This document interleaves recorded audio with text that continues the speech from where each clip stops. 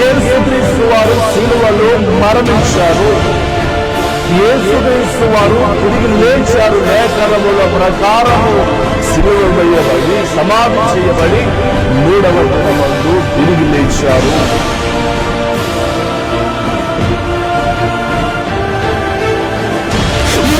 జీవించబడడానికి, ఒక స్థితిలో ఉండడానికి, ఈ రోజు నువ్వు క్షమించబడడానికి, ఈ రోజు ఒక ఉన్నతమైన స్థితిలో ఉండడానికి కారకుడు సజీవుడైన క్రీస్తే.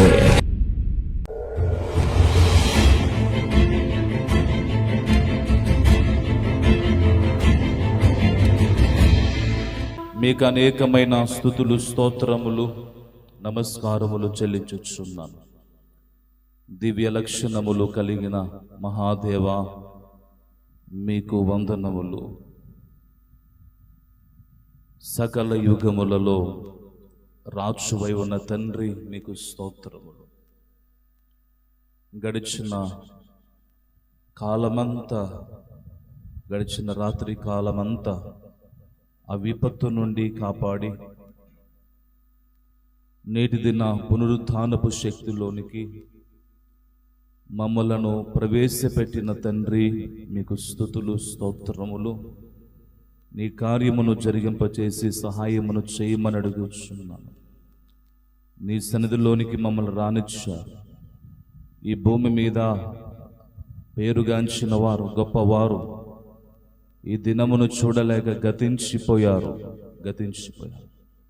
మమ్మల్ని అటు లెక్కలోకి చేర్చక నీ కృపలో మమ్మల్ని భద్రపరిచిన తండ్రి, మీకు స్తుతులు, స్తోత్రములు చెల్లించుచున్నాం. సహాయమును చేసి దీవించుము.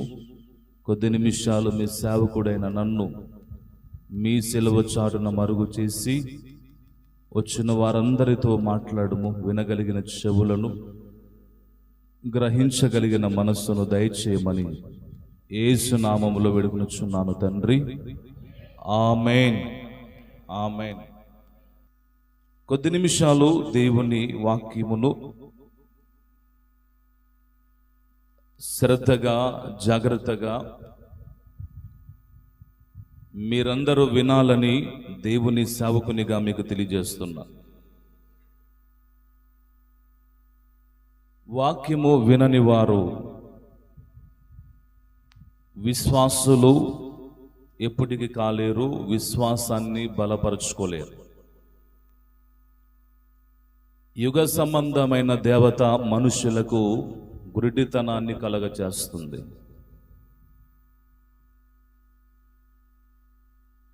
వాక్యము చెప్పే మాట వినుట వలన విశ్వాసము కలుగును. వినుట వలనే విశ్వాసం కలుగుతుంది. వినకపోతే విశ్వాసం అనేది మనం పెంచుకోవడము ఈ భూమి మీద సాధ్యపడదు. వినని వారిని సైతాను తన స్వాధీనములోకి ఉంచేసుకుంటాడు. వాక్యం వినని వారిని సైతాను వారి జీవితంలోకి అడుగు పెట్టేస్తాడు. వాక్యము వినని వారిని, వారి యొక్క విశ్వాస జీవితాన్ని పతనము చేస్తాడు. వారికున్న సాక్ష్యాన్ని, వారికున్న మంచితనాన్ని పూర్తిగా సర్వనాశనము చేసేస్తాడు. వారి జీవితాలు పూర్తిగా దేవునికి విరుద్ధమై, శత్రువులై, దేవుడు వారికి దూరంగా ఉండిపోతారు. అందుకే ఈ రోజుల్లో మనిషి దేవుని గూర్చినటువంటి జ్ఞానం, దేవుని గూర్చినటువంటి దయ, ఆయన సంకల్పం చాలా మందికి అర్థం కాలేదు. ఒక కుటుంబము దేవుని సన్నిధికి వచ్చే విషయంలో, ఆయన సన్నిధిలో ఉండే విషయంలో, ఆయన సన్నిధిని అనుభవించే విషయంలో ఒక కుటుంబం ఎప్పుడైతే దేవునికి దూరంగా ఉంటుందో ఆ కుటుంబములో శ్రమలు, భయంకరమైన శ్రమలు ఉంటాయి, కష్టాలు, బాధలు ఉంటాయి. అందుకే దేవుని సన్నిధికి వచ్చినప్పుడు చాలా జాగ్రత్తగా మనిషి ఉండాలి. దేవుని సన్నిధిలో మనం సరిగ్గా లేకపోతే దేవుని ఉగ్రత, దేవుని యొక్క కోపం మనిషి మీద రగులుకుంటుంది. మనం ఎక్కడో తప్పులు చేసి ఇక్కడ ఒప్పుకుంటాం, ఇక్కడ తప్పు చేస్తే ఒప్పుకునే స్థలము ఇక లేదు. కూర్చోవడం విషయంలో కానీ, మనం వినే విషయంలో కానీ, బయటికి వెళ్ళిపోవడము, సెల్లు ఆన్లో పెట్టుకొని స్విచ్ ఆఫ్ చేసుకోకపోవడం, సైలెంట్లో ఉండకపోవడం, బయటికి లేచి వెళ్ళడం, అశ్రద్ధగా కూర్చోవడం, ఇవన్నీ మనిషికి ప్రమాదకరమైనటువంటి. ఇలాంటివన్నీ ఎవరు చేయకూడదు. ఆదివారం ఒక్కసారి మందిరంలోకి అడుగు పెట్టిన తర్వాత కార్యక్రమం అయిపోయేంత వరకు ఒక ఇంట్లో మరణం జరిగితేనే తప్ప ఒక ఇంట్లో ఎప్పటికీ బయటికి ఆరాధన విడిచిపెట్టకూడదు. ఒక గంట సేపే కార్యక్రమం ఉంటుంది, గంటకంతా అయిపోతుంది. కొంతమంది ఆరాధన దీవెన తీసుకుని ఆ గంటకే బయటికి వెళ్ళిపోతారు. ఇది చాలా ప్రమాదకరమైనటువంటి స్థితి, చాలా ప్రమాదకరం. దీని ఉగ్రత మనిషి అనుభవించినప్పుడు అర్థమవుతుంది, కానీ ఇప్పుడు అర్థమే కానే కాదు. ఎందుకనంటే వాక్యం ఒక మాట చెప్తుంది, దీపం ఉండగానే ఇండ్లు చక్కబెట్టుకోవాలి అని అంట. దీపం మారిపోయిన తర్వాత చీకటిలో మనం ఏమి సర్దుకోలేము, ఇంట్లో ఏమి సరిగ్గా మనము చేసుకోలేము. అంత ప్రమాదకరం చీకటి. సరే, ప్రభునందు దేవుని పిల్లలారా, వాక్యంలోకి వెళ్తున్నాం, జాగ్రత్తగా వినండి. ఒకనాటి కాలంలో దేవుడు ఇశ్రాయేలులైనటువంటి ప్రజలను గురించి దేవుడు ఒక మాట చెప్పారు.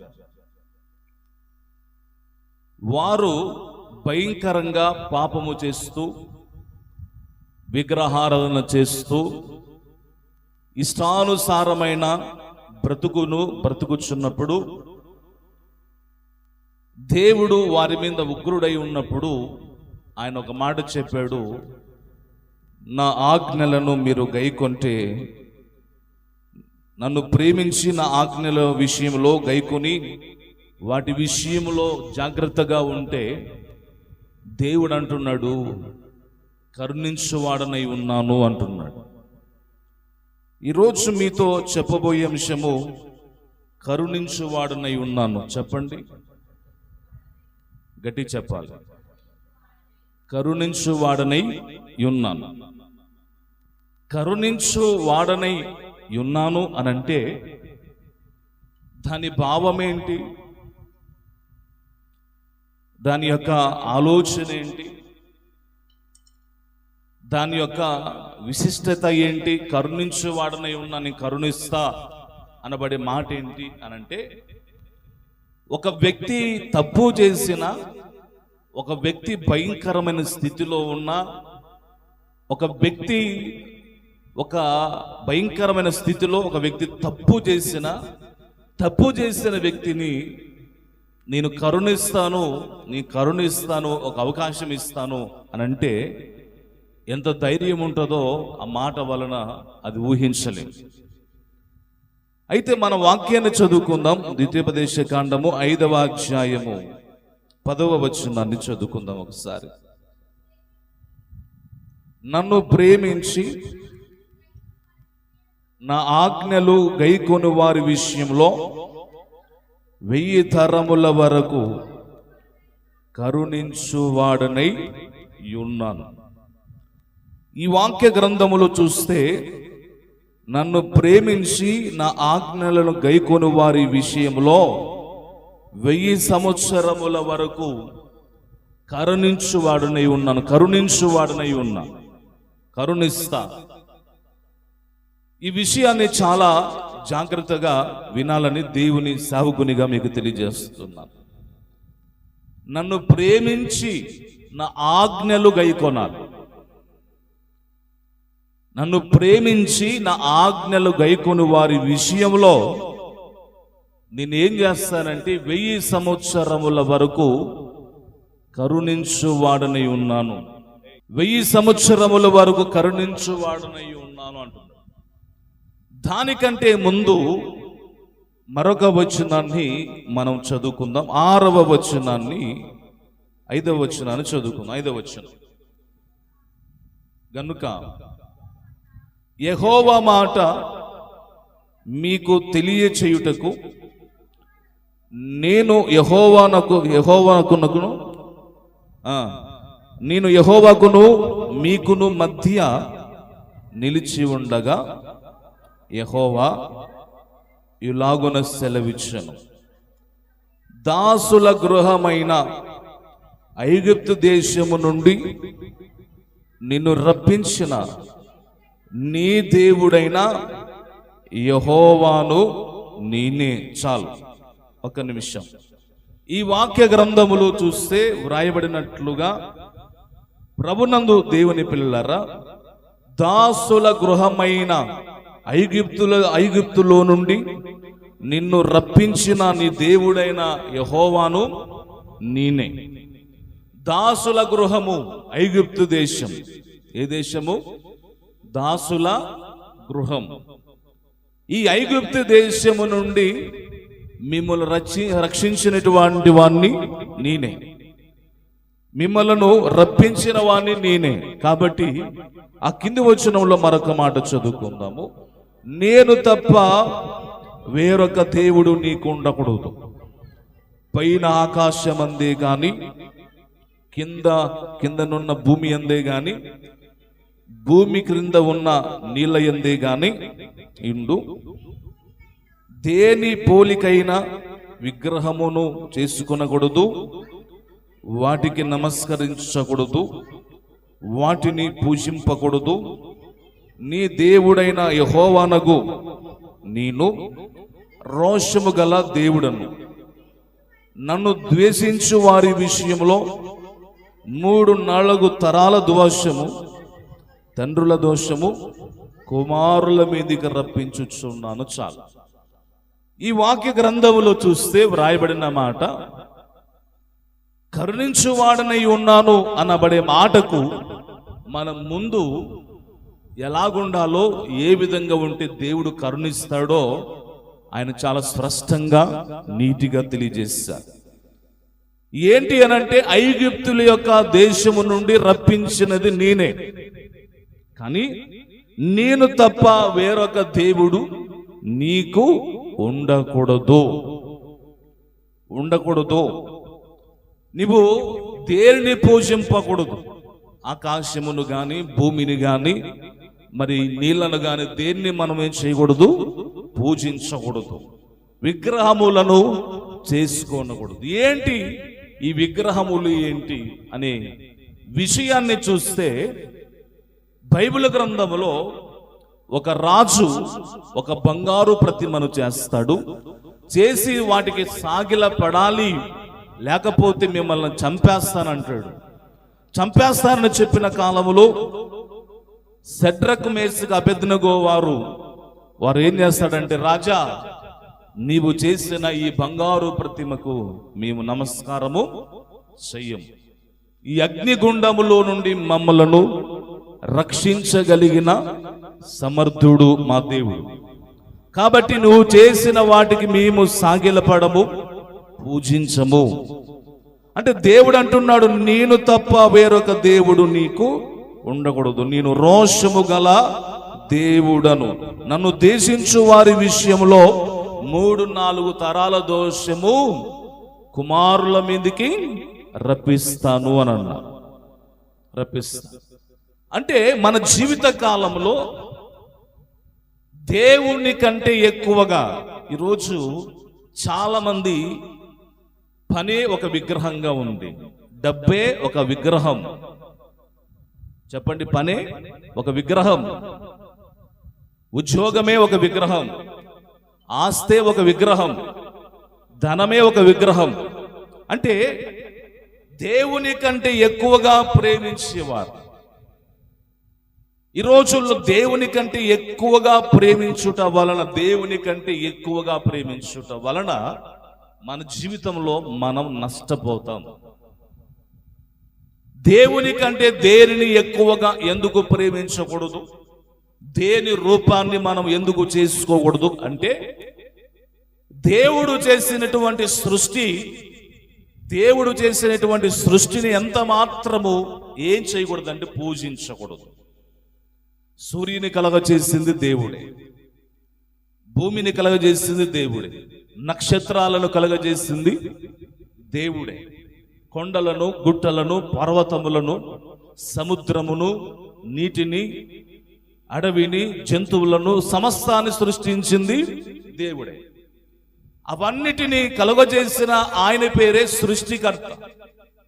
అయితే ఆ సృష్టికర్తను మనం ఏం చేయాలంటే స్మరణకు తెచ్చుకోవాలి, ఆయననే పూజించాలి, ఆయననే ఆరాధించాలి.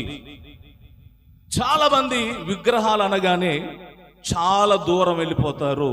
అయితే లోకములో ఉన్న విగ్రహాలు కాదు, మన జీవితంలో సైతాను ఉంచిన కొన్ని విగ్రహాలు ఉన్నాయి.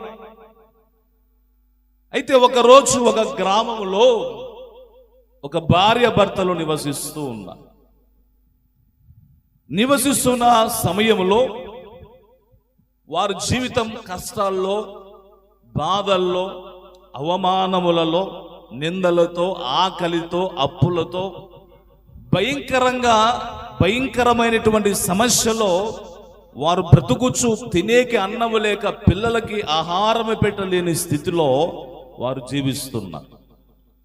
జీవిస్తున్న సమయంలో ఒక దైవజనుడు వారి కుటుంబాన్ని చూచి వారి కొరకు ప్రార్థించగా దేవుడు వారిని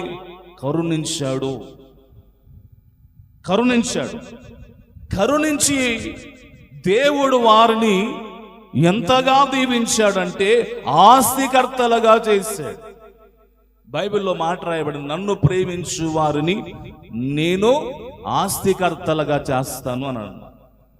వారు ప్రారంభ దిశలో దేవుణ్ణి బాగా ప్రేమించడం, దైవ సేవకుని మాట వినడం, చక్కగా దేవుని మాత్రమే ఆరాధించడం.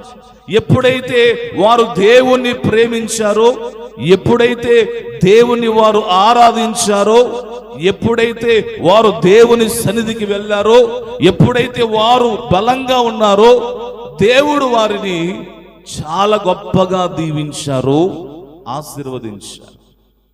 ఆశీర్వదించిన తర్వాత వారికి ఆస్తి, విశాలమైనటువంటి ఆస్తి దేవుడు వారికి ఇచ్చినప్పుడు, వారికి అధికారము దేవుడిచ్చినప్పుడు, ఇవన్నీ సకలము దేవుడు వారి జీవితంలో దేవుడిచ్చినప్పుడు వారు కొన్ని రోజులకు దేవుని సన్నిధిని మానేస్తారు. వారు ఇష్టం లేక మందిరంలో కూర్చోవడం, కాసేపు వెళ్ళిపోవడం, నాకు పని ఉందని, నాకు బిజీ ఉందని వెళ్ళిపోవడం.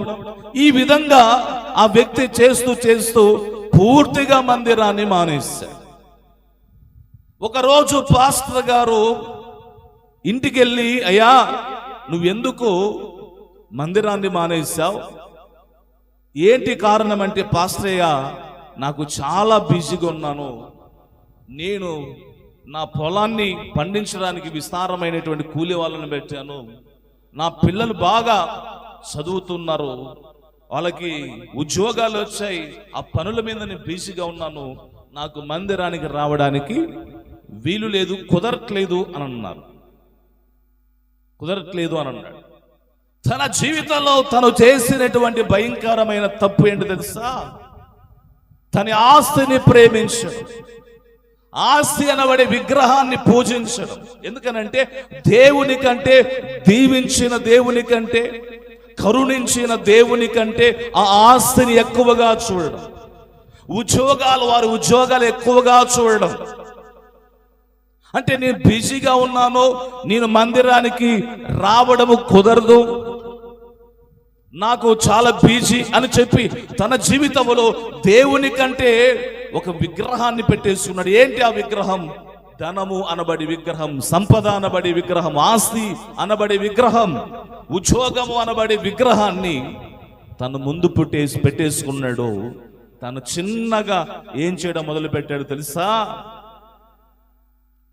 ఏం చేయడం మొదలు పెట్టాడు తెలుసా? పూర్తిగా తను దేవుణ్ణి విడిచిపెట్టి తను తన పొలం దగ్గరికి వెళ్ళి, పొలమే లేకపోతే ఈ పొలమే నాకు దేవుడు అన్నారంట. ఈ ఆశే నాకు దేవుడు, నా పిల్లల ఉద్యోగమే నాకు దేవుడు, ఇదే నాకు దేవుడు, ఇంకా దేవుడు నాకు లేడు అనబడే ఆ స్థితిలోకి ఆ వ్యక్తి వెళ్ళిపోయాడు. బైబిల్లో కూడా ఒక వ్యక్తి ఉన్నాడు కదా, బాగా ఆస్తిని సంపాదించాడు, అనేక సంవత్సరాలకి ఆస్తిని సంపాదించి తన ప్రాణముతో చెప్పుకుంటున్నాడు, నా ప్రాణమా, అనేక సంవత్సరములకు నీకు ఆస్తిని సమకూర్చాను, ధనాన్ని సమకూర్చాను, అనేక ధాన్యాన్ని కూర్చాను, తినుము త్రాగుము సుఖించుము అని తన ప్రాణంతో చెప్పుకుంటున్నాడు. తన ప్రాణంతో చెప్పుకుంటున్నాడు. అంటే దేవుని కంటే తన జీవితంలో, ఈరోజు నీ జీవితంలో కూడా ఏ విగ్రహం ఉంది? నీ జీవితం పాపం అనబడేది ఒక విగ్రహం. పాపం అనబడేది ఒక విగ్రహం. వ్యభిచారం అనేది ఒక విగ్రహం. తాగుడు అనబడేది ఒక విగ్రహం. అవిశ్వాసం అనేది ఒక విగ్రహం. నామకార్థత అనబడేది ఒక విగ్రహం. తిరుగుబాటు అనేది ఒక విగ్రహం. నీ జీవితంలో ఏ విగ్రహాన్ని నువ్వు కలిగి ఉన్నావు? ఏ విగ్రహానికి నీవు నీ జీవితంలో సాగిలపడుతున్నావు? దేనిని బట్టి నువ్వు గర్విస్తున్నావు? దేనిని బట్టి నువ్వు అతిశయపడుతున్నావు? భక్తుడు అంటాడు, దేవుని యందు తప్ప మరి దేని యందు నాకు అతిశయము ఉండరాదు అని అంటాడు. అతిశయపడాలంటే నేను క్రీస్తునందే అతిశయపడాలి అని అంటాడు. గమనించే మాట, ఈరోజు నీ జీవితంలో దేనిని పెట్టుకున్నావు? స్త్రీ అనబడేటువంటి విగ్రహం, పురుషుడు అనబడే విగ్రహం, ఇవన్నీ నీ జీవితంలో ఉంచుకొనుట వలన దేవుడు రోషము కలిగిన వాడంట. రోషము కలిగిన వాడు. ఆనాటి కాలములో ఇశ్రాయేలులైనటువంటి ప్రజలు వారు చేసినటువంటి భయంకరమైన తప్పు, వారు చేసిన పని ఏంటంటే, మోషే గారు ఇంకా వెళ్ళిపోయారు, ఆయన ఇంకా రాడు అని చెప్పి వారి బంగారం అంతటిని తీసి ఒక దూడను చేసేసుకున్నారు. ఆ దూడను చేసుకొని ఇక్కడ దేవుడు అని చెప్పి వారు సాగిలపడడం మొదలు పెట్టారు. పూజించడం మొదలు పెట్టారు. ఇలాంటి స్థితి మనిషి జీవితంలో ఉంటే వారి జీవితం ఏమవుతుంది అని అంటే, ఆయన రోషము కలిగినటువంటి దేవుడు. రోషము కలిగిన దేవుడు. నేను రోషము కలిగిన వాణ్ణి, నా రోషం సామాన్యమైనది కాదు, నా రోషం సామాన్యమైనది కాదు, నా పౌరుషం సామాన్యమైనది కాదు.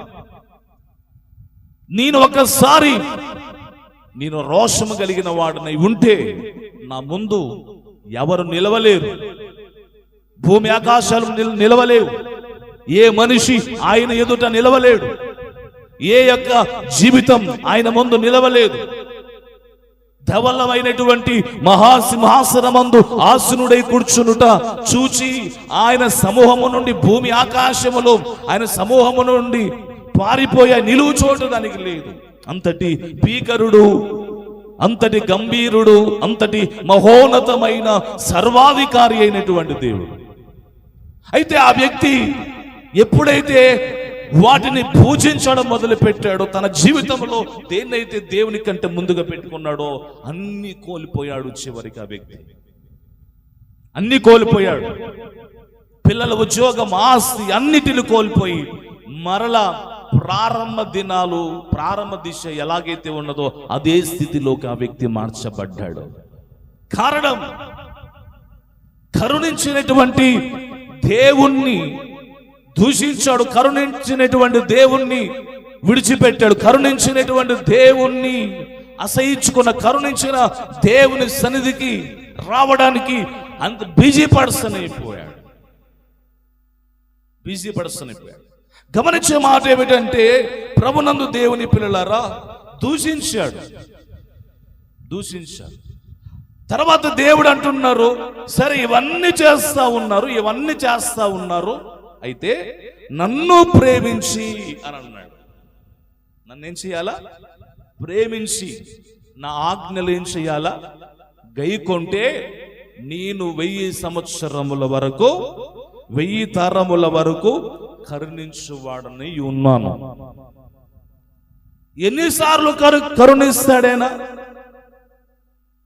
ఎన్నిసార్లు కరుణిస్తాడు?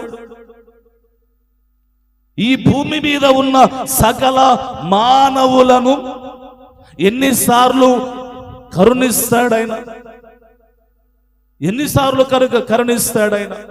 కరుణించువాడునై ఉన్నాను అంటే ఎప్పుడు కరుణిస్తాడంటే, నువ్వు భయంకరమైనటువంటి తప్పు చేసే విరుద్ధంగా ఉన్నావు, అయినా పర్లేదు కానీ నన్ను ప్రేమించు. నన్నేం చేయాలా? ప్రేమించు. నన్ను ప్రేమిస్తే నిన్ను కరుణిస్తాను. ఎన్ని తరాలు? 1000 తరాల వరకు నేనేం చేస్తానంటే కరుణిస్తాను. నిన్ను కరుణిస్తా. నిన్ను కరుణించువాడను నేనే. నన్ను ప్రేమించు. కానీ నన్ను ప్రేమించమని దేవుడు చెప్పాడు. ఒకనాటి కాలంలో మనము చూస్తే, కొత్త నిబంధన కాలంలో చూస్తే, లోకమును దేవుడు ఎంతో ప్రేమించెను అని అంటున్నా. ఇదేంటి? నన్ను ప్రేమించాలన్నాడు కదా, నా ఆజ్ఞలు గైకొనాలన్నాడు కదా, నేను కరుణిస్తానన్నాడు కదా, నన్ను ప్రేమించాలన్నాడే, నన్ను ప్రేమించమనన్నాడే, నన్నే ప్రేమించాలన్నాడు. కానీ చివరికి దేవుడు ఏమంటున్నారంటే, దేవుడు లోకమును ఎంతో ప్రేమించాడు. ఏం చేశాడంట? గడి చెప్పాలి. ఏం చేశాడు? దేవుడు లోకమును ఎంతో ప్రేమించాడు. గమనించే మాట ఏమిటంటే, దేవుడు లోకమును ఎందుకు ప్రేమించాడు అని అంటే, దేవుని పిల్లరా, లోకం అంటే చెప్పండి, మట్టి కాదు. ఏం చెప్పండి? మనుషులు. ఎవరు చెప్పాలి గట్టిగా? దేవుడు లోకమును ఎంతో ప్రేమించాడు. ఎంత ప్రేమించాడంటే ఊహించలేనంత ప్రేమించాడు. దేవుడు ప్రేమించినటువంటి సామాన్యమైనది కాదు. దేవుడు లోకాన్ని ఎంతగా ప్రేమించాడంటే వర్ణించలేదు. ఓ మాటలో చెప్పాలంటే, పరలోకములో నుండి భూమికి దిగి వచ్చినటువంటి కరుణ, ప్రేమ,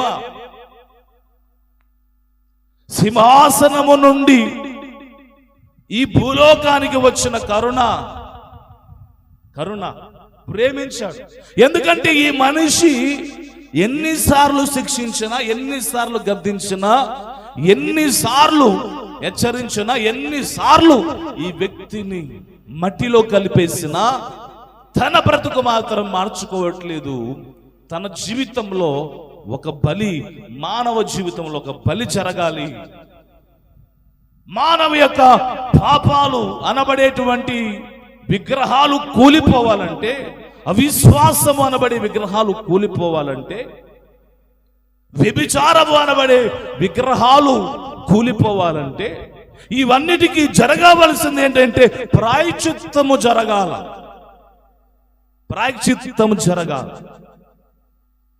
ప్రాయశ్చిత్తం అంటే ఏంటి? ఆ ప్రాయశ్చిత్తం అనంటే, మనుషుల సర్వమానవుల నిమిత్తమై ఒక నీతిమంతుడైనటువంటి రక్తము ఈ భూమి మీద చిందించబడాలి.